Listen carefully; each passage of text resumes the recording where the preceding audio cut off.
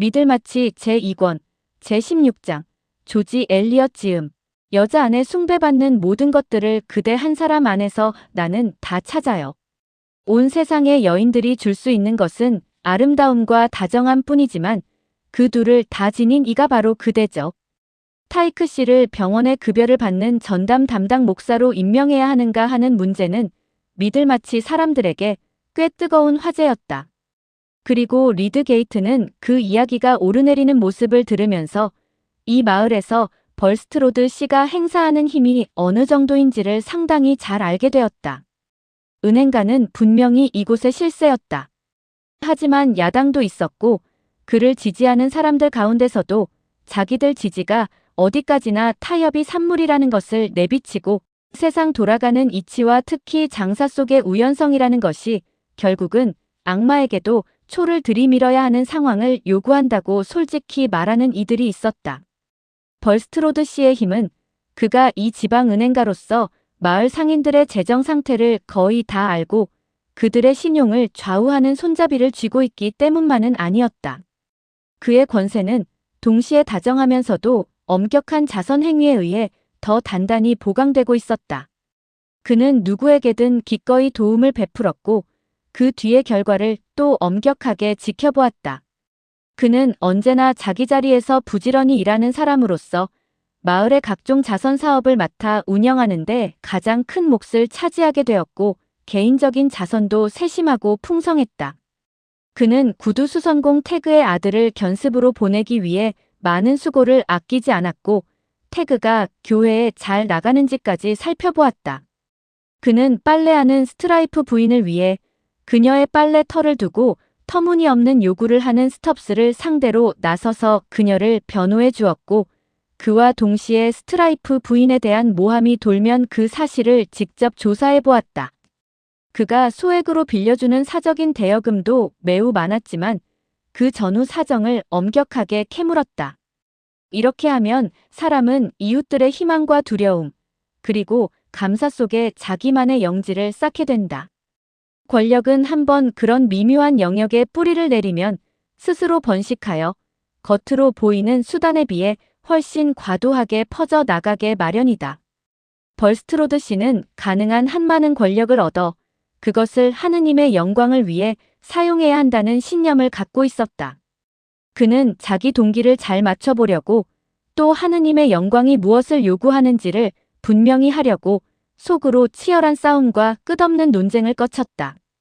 그러나 이미 보았듯이 그의 동기가 항상 제대로 이해되는 것은 아니었다. 미들마치에는 생각이라는 저울을 오직 덩어리째 올려놓고 재는 데만 쓸 수 있는 거친 머리들이 많이 있었다. 그들은 벌스트로드 씨가 자기들처럼 먹고 마시지도 않고 모든 일에 끙끙거리며 걱정만 하는 걸 보니 분명 무언가를 지배한다는 감각 속에서 흡혈귀처럼 한바탕 잔치를 즐기고 있으리라고 강하게 의심했다. 목사 자리 문제는 리드 게이트가 빈시 씨 집에서 저녁을 먹을 때 식탁 위에서 화제로 떠올랐다. 집안이 벌스트로드 씨와 인척으로 이어져 있는 것만으로는 주인인 빈시 씨까지 입을 조심하게 만들지는 못하는 듯했다. 다만 그의 반대 이유는 전적으로 타이크 씨의 설교에 대한 반감에 기초한 것이었는데 그 설교가 온통 교리뿐인데 반해 페어브라더 씨의 설교에는 그런 잡티가 없다는 점을 내세웠다. 빈시 씨는 목사가 급여를 받는 자리라는 생각 자체는 꽤 마음에 들어했다. 그 돈이 페어브라더 씨에게 간다면 말이다. 그는 지금까지 숨쉰 사람 가운데 가장 착한 사람이고 어느 곳에서나 찾아볼 수 있는 최고의 설교자이며 같이 있어도 즐거운 사람이라고 빈시 씨는 생각했다. 그럼 자네는 어떻게 할 셈인가? 라고 검시관 치칠리 씨가 물었다. 그는 토끼 사냥을 좋아하는 빈시 씨의 절친한 동료였다. 난 지금 이사인 게 참 다행일세. 처음부터 이사였으면 어쩔 뻔했나. 난 이 문제를 이사회와 의국이 함께 상의하도록 회부하자는데 표를 던질 걸세. 책임 일부를 자네들 어깨로 넘길 생각이지, 의사 양반들. 빈시 씨는 이렇게 말하면서 먼저 마을의 선임 의사인 스프레이그 박사를 보고 그 다음엔 맞은편에 앉은 리드 게이트를 보았다. 자네 같은 의사분들끼리 어떤 쓴 약을 처방할지 상의해야 하지 않겠나. 리드게이트 씨. 저는 두 분 모두에 대해 아는 바가 거의 없습니다. 리드게이트가 말했다. 하지만 일반적으로 말해서 자리를 정하는 일은 너무 자주 개인적인 호불호의 문제가 되곤 합니다. 어떤 자리에 가장 적합한 사람이 가장 좋은 사람이나 가장 즐거운 사람인 경우는 많지 않지요. 어떤 개혁을 이루고 싶다면 오히려 모두가 좋아하는 좋은 친구들을 연금이나 주고 물러나게 하는 것이 유일한 길일 때도 있습니다. 스프레이그 박사는 미들마치에서 가장 무게 있는 의사로 여겨지고 있었고, 민친 박사는 보통 통찰력은 더 낮다는 평가를 받곤 했다. 스프레이그 박사는 리드게이트가 말을 하는 동안 자신의 큼직하고 무거운 얼굴에서 모든 표정을 지워내고 술잔만 내려다보고 있었다.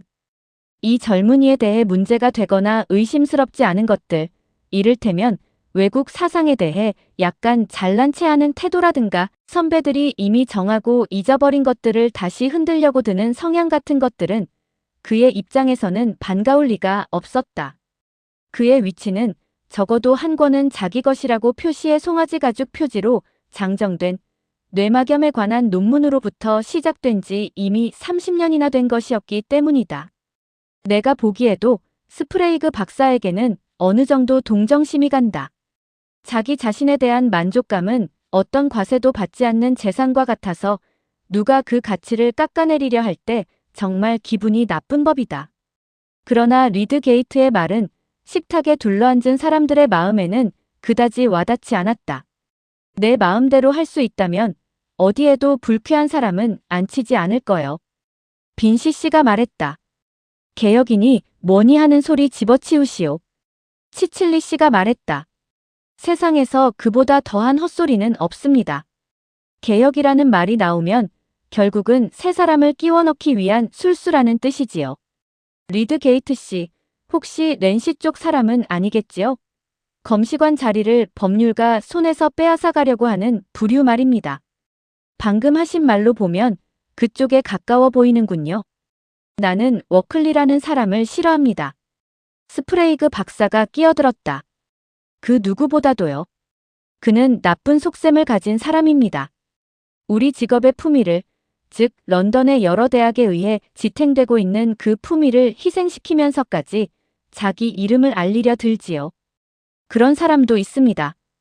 발로 차이면서 멍투성이가 되어도 좋으니 자기 이야기가 오르내리기만 하면 된다고 생각하는 사람들이요.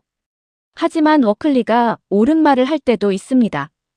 의사는 판사처럼 덧붙였다. 내가 꼽을 수 있는 몇 가지 문제에서는 워클리가 옳은 편입니다. 그렇지요. 치칠리 씨가 말했다. 나는 자기 직업을 위해서 목소리를 높이는 사람을 탓하지는 않습니다. 하지만 논쟁으로 들어가자면 법률 교육을 받지 않은 사람이 어떻게 증거를 판단할 수 있겠는지 듣고 싶군요. 검시관이라면 증거를 판단할 줄 알아야 하지 않습니까? 제 생각에는 리드게이트가 말했다.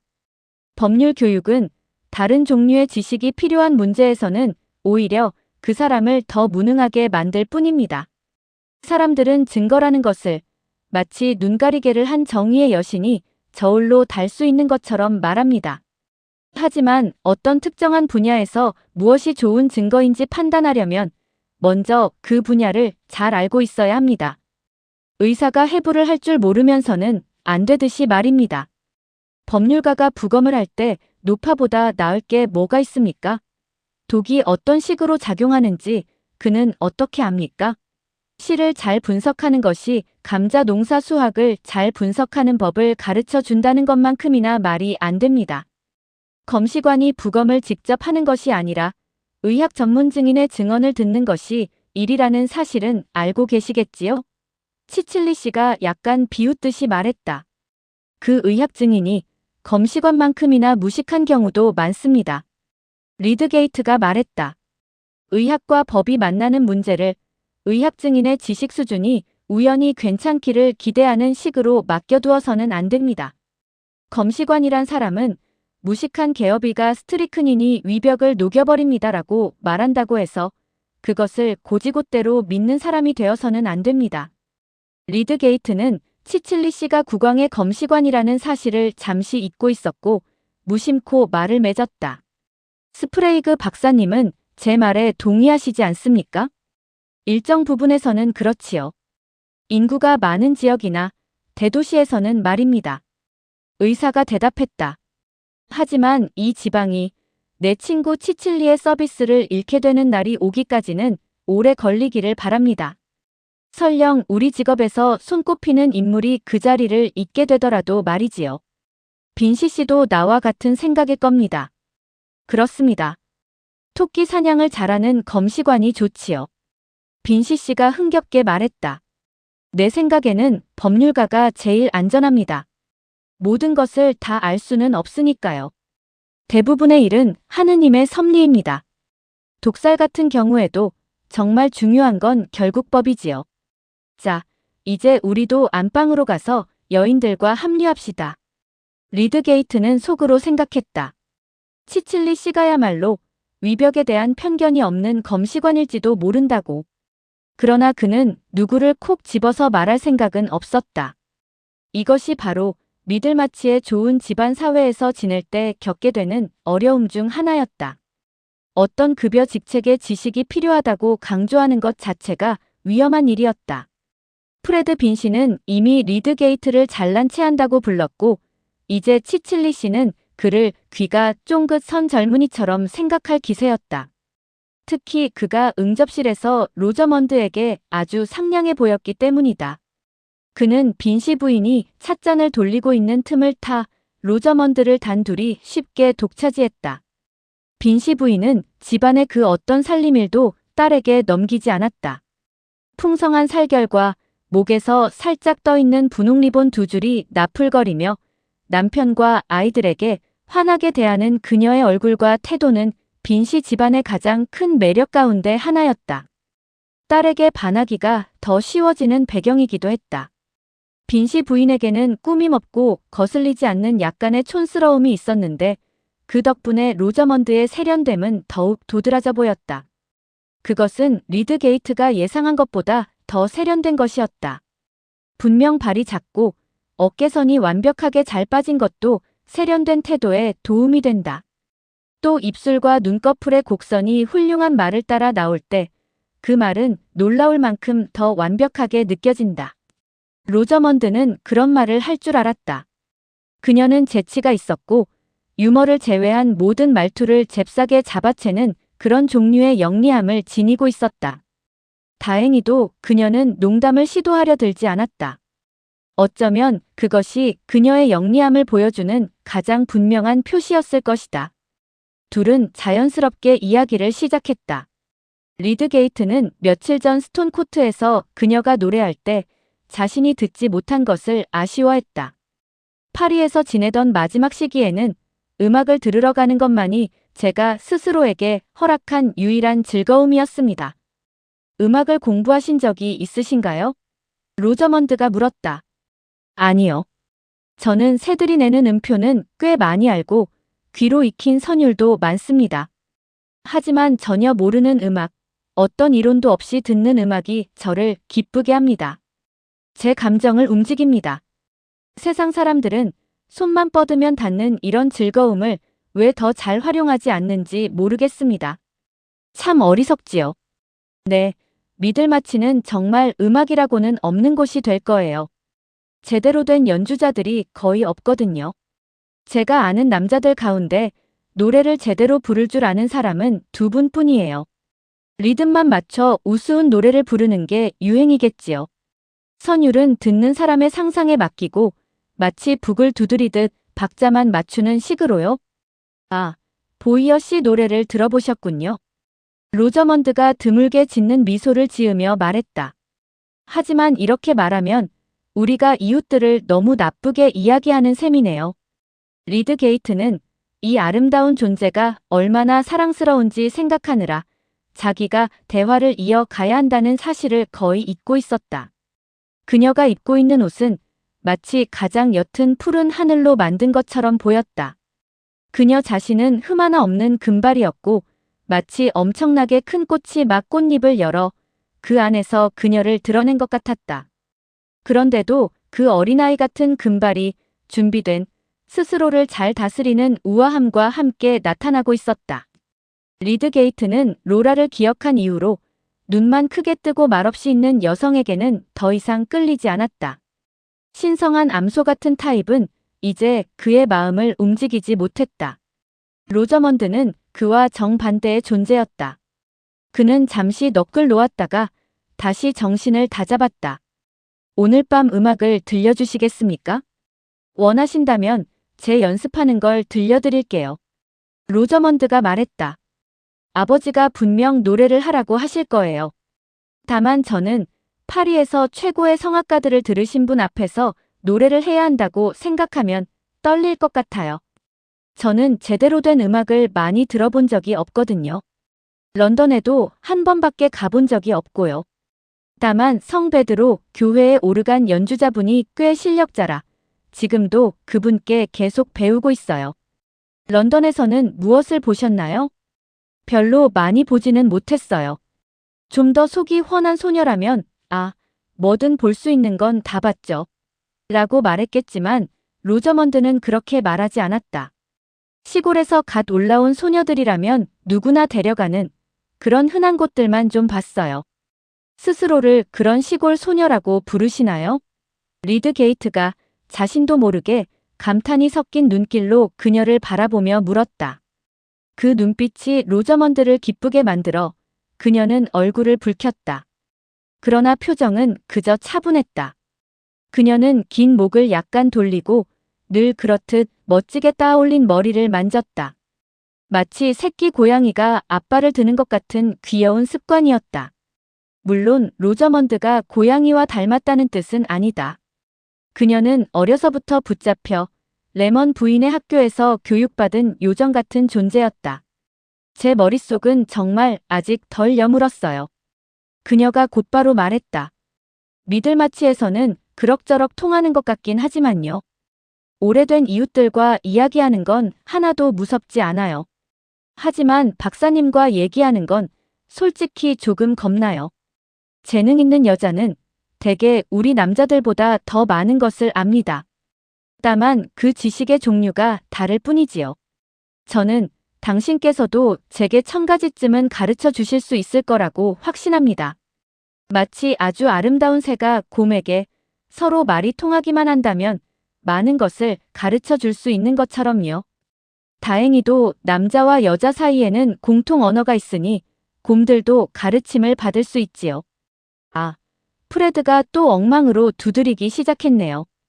가서 박사님의 신경을 다 긁어놓지 못하게 막아야겠어요. 로저먼드는 방 건너편으로 움직였다. 프레드는 아버지 부탁에 따라 로저먼드가 음악을 들려줄 수 있도록 피아노 뚜껑을 열었다. 그리고 덤으로 한 손으로 체리라이트 같은 곡을 두드려대고 있었다. 시험에 합격한 유능한 남자들도 가끔 이런 짓을 하곤 한다. 낙제한 프레드만 그러는 게 아니다. 프레드, 연습은 내일까지 미루세요. 그러다간 리드게이트 박사님을 아프게 만들 거예요. 로저먼드가 말했다.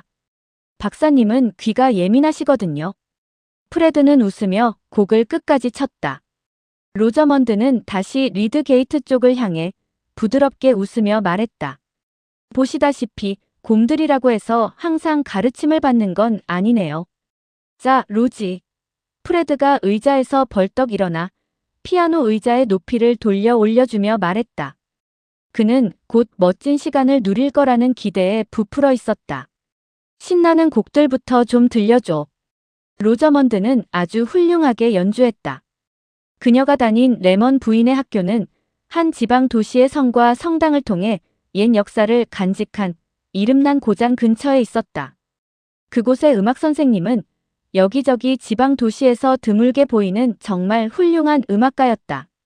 그는 더 좋은 환경만 주어졌다면 어느 나라의 유명한 악장과 견주어도 손색이 없을 사람이었다.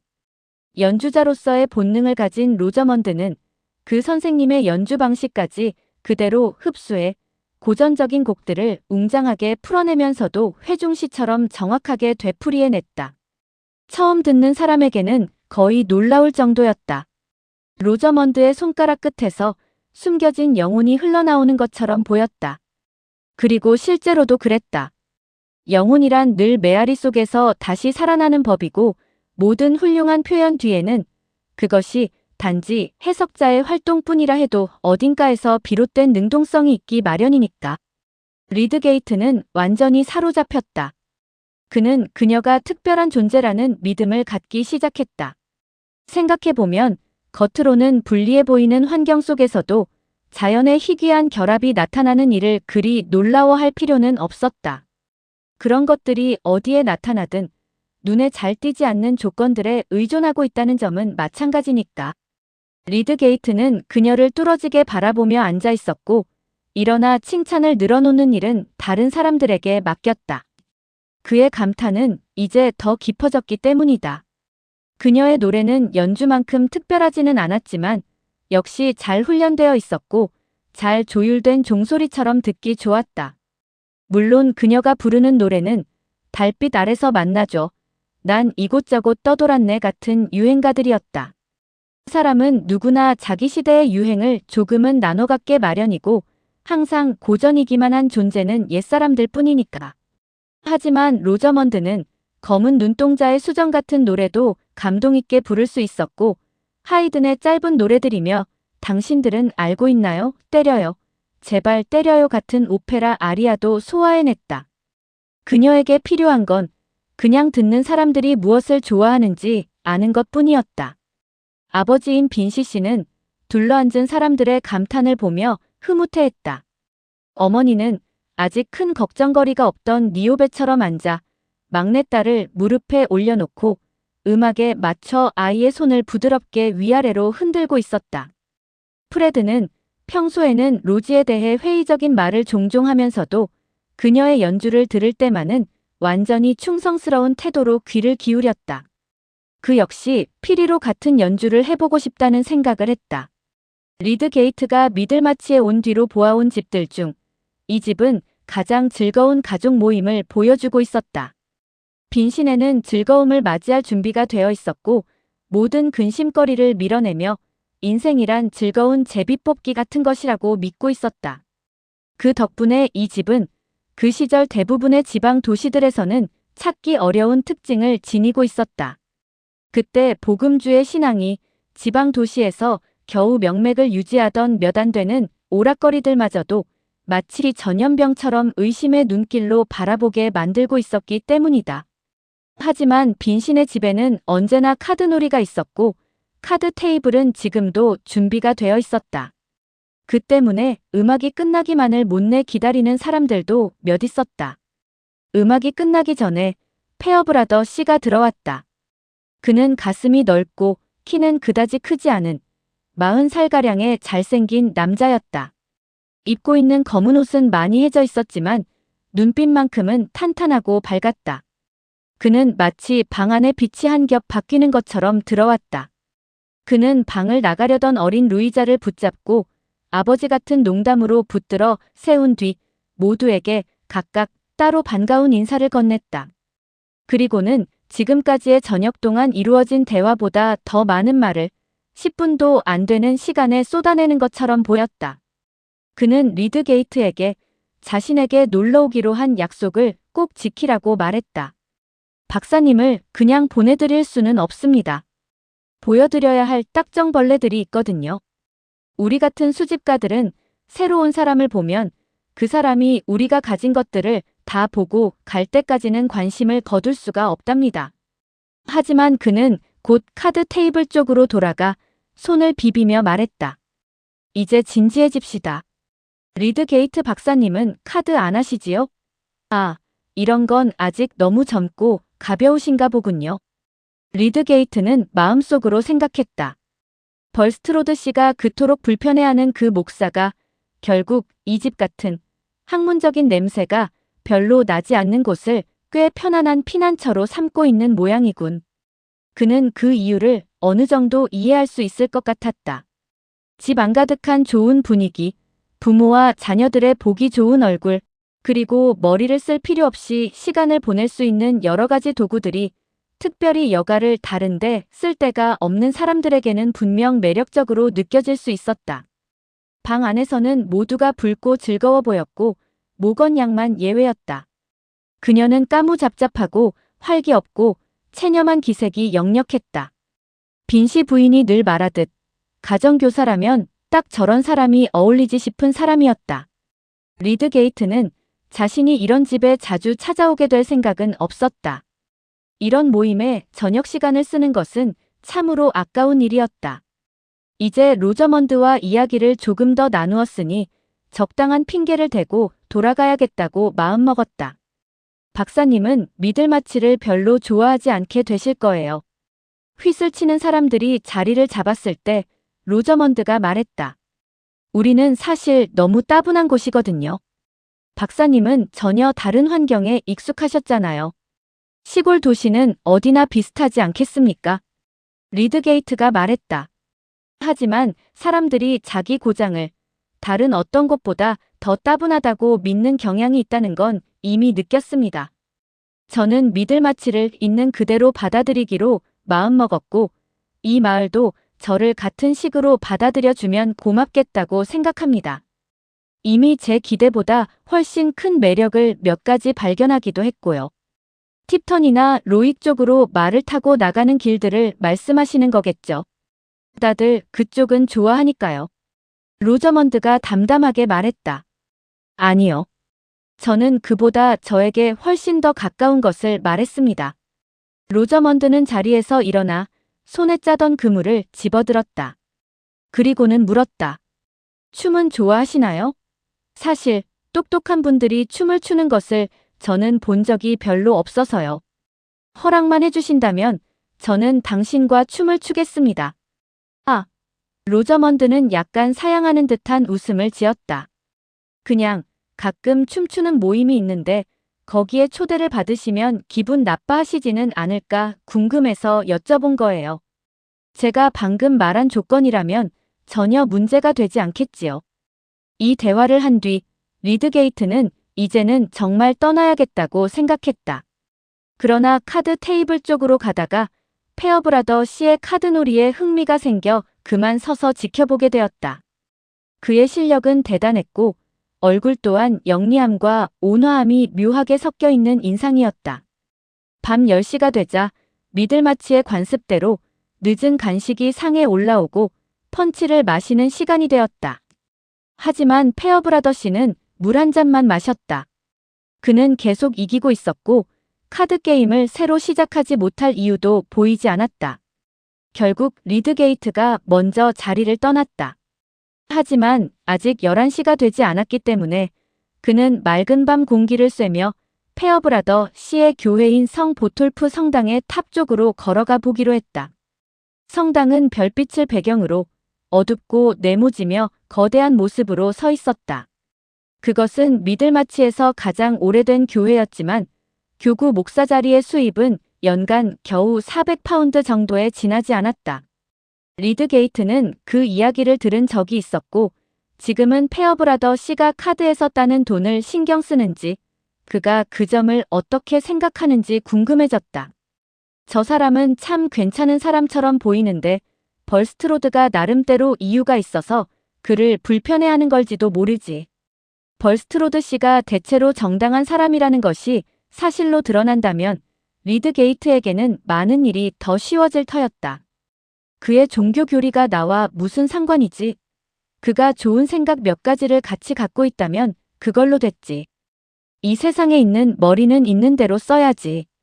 그것이 바로 빈신의 집을 나와 걸어가면서 리드게이트가 처음으로 떠올린 생각들이었다. 이런 점 때문에 많은 여성들은 그를 자신들의 관심 대상에서 지워버리고 싶어질지도 모르겠다. 그는 로저먼드와 그녀의 음악을 떠올린 것은 그 다음이었다. 물론 그의 차례가 오자 그는 집에 돌아가는 내내 그녀의 모습을 떠올렸다. 그러나 가슴이 두근거린다거나 자기 인생에 새로운 물줄기가 스며들기 시작했다는 느낌은 전혀 없었다. 그는 아직 결혼할 수 없었고 앞으로 몇 년간은 결혼할 생각도 없었다. 그래서 우연히 마음에 드는 아가씨 하나를 보았다고 해서 그와 사랑에 빠진다는 생각을 품을 준비는 되어 있지 않았다. 그는 로저먼드를 매우 높이 평가했다. 하지만 한때 그를 미치게 만들었던 로라에 대한 광기는 다른 어떤 여자에게도 다시는 생기지 않을 거라고 믿고 있었다. 물론 사랑에 빠진다는 일이 이야기거리로라도 된다면 로저먼드 같은 아가씨라면 오히려 안전할지도 몰랐다. 그녀는 남자가 여자에게서 바라 마땅한 그 지능을 그대로 갖고 있었기 때문이다. 매끈하게 다듬어지고 세련되고 수능성이 있으며 삶의 모든 섬세한 부분에서 완성도를 더해 갈 수 있는 여자. 그 모든 것이 그 의미를 따로 설명할 필요조차 없을 만큼 분명하게 드러나는 몸에 담겨 있었다. 리드게이트는 확신했다. 언젠가 자신이 결혼을 한다면 그의 아내는 분명 그런 여성의 광채를 가졌을 것이라고. 꽃과 음악에 견줄 수밖에 없는 뚜렷한 여성성을 지닌 존재. 그 아름다움은 그 본성 자체로 도덕적이며 순수하고 섬세한 기쁨을 위해서만 빚어진 것처럼 보이는 아름다움일 것이라고. 그러나 지금 그는 앞으로 5년 동안은 결혼할 생각이 없었다. 그에게 더 시급한 일은 루이의 열병에 관한 새 책을 읽어보는 것이었다. 그는 파리에서 루이를 직접 알고 있었고 장티푸스와 장티푸스성 열병의 구체적인 차이를 알아보기 위해 해부학 실습을 여러 차례 지켜본 적이 있었기 때문에 그 책에 특별한 관심을 갖고 있었다. 그는 집으로 돌아와 새벽녘까지 책을 읽었다. 그 병리학 연구에 지금까지 사랑이나 결혼 문제에는 한 번도 적용해 본 적이 없는 훨씬 더 날카로운 시선으로 세부와 관계를 들여다보았다. 그는 사랑과 결혼에 관해서는 자신이 문학과 남자들 사이에서 전해 내려오는 친근한 대화 속의 전통적인 지혜로 충분히 잘 알고 있다고 믿고 있었다. 반면 열병은 여전히 수수께끼 같은 조건들로 둘러싸여 있었고 그에게 상상력을 쓰는 즐거운 노동을 제공했다. 그 상상력은 제멋대로 날뛰는 것이 아니라 훈련된 힘의 발휘였다. 확률을 가장 정확히 살피는 눈과 이미 알고 있는 사실에 대한 가장 철저한 복종을 바탕으로 여러 조각들을 결합하고 구성하는 작업이었다. 그리고 나서 그 상상력은 동요하지 않는 자연과 더 강력하게 손잡고 자기 작업을 시험해 볼 수 있는 검사를 고안하는 위치에서 한 발 떨어져 서 있었다. 많은 사람들은 대수롭지 않은 그림 실력이나 값싼 이야기 솜씨만으로도 생생한 상상력을 가졌다고 칭찬을 받는다. 예컨대 먼 별들에서 오가는 아주 빈약한 대화에 대한 보고서라든가 악마가 나쁜 일을 하러 내려올 때 커다랗고 못생긴 사내에 박쥐 날개를 달고 몸에서 불빛이 튀어나오는 모습으로 그려지는 이야기라든가 현실을 병든 꿈처럼 비추는 방탕에 과장된 묘사 따위 말이다. 하지만 리드게이트에게 이런 종류의 영감은 진짜 상상력에 비해 단지 싸구려 술기운 같은 것으로 보였다. 진짜 상상력은 어떤 렌즈로도 들여다볼 수 없는 미묘한 작용들을 드러내 보인다. 그것은 밖에서는 칠흑 같은 어둠 속에 있는 오랜 연속의 길을 가장 마지막까지 정제된 에너지의 빛으로 더듬어가는 것이다. 그 빛은 이상적으로 환히 비추어진 공간 속에서 공기보다도 가벼운 미세한 입자들마저 씻어낼 수 있다.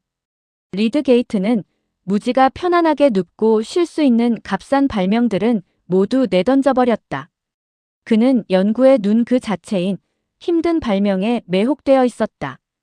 그것은 대상을 임시로 가설로 세워두고 그 관계를 점점 더 정확하게 고쳐가는 작업이었다.